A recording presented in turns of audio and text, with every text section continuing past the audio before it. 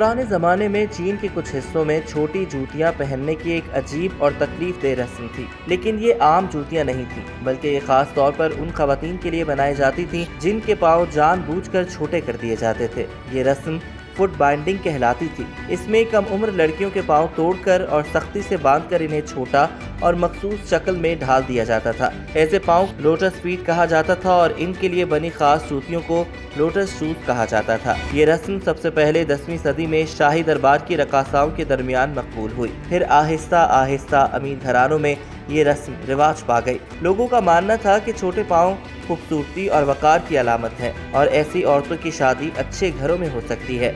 वक्त के साथ साथ ये रस्म आम होती चली गई, यहाँ तक कि 1644 से 1912 तक हुक्मरानी करने वाले चिंग खानदान के दौर तक गरीब तबके की लड़कियों के पाँव भी बांधे जाने लगे। लेकिन इस रस्म की कीमत बहुत बड़ी थी।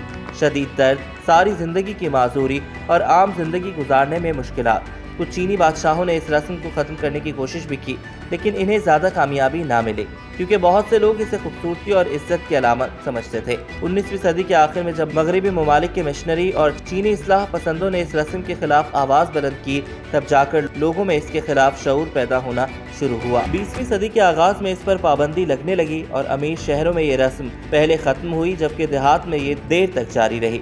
आखिरकार वक्त के साथ फुट बाइंडिंग का खात्मा हो गया और 2007 तक सिर्फ चंद बुजुर्ग चीनी खवातीन ऐसी रह गई थीं जिनके पाँव इस रस्म की वजह से बदले हुए थे। यूं सदियों पुरानी ये तकलीफ दे रिवायत हमेशा के लिए तारीफ बन गई।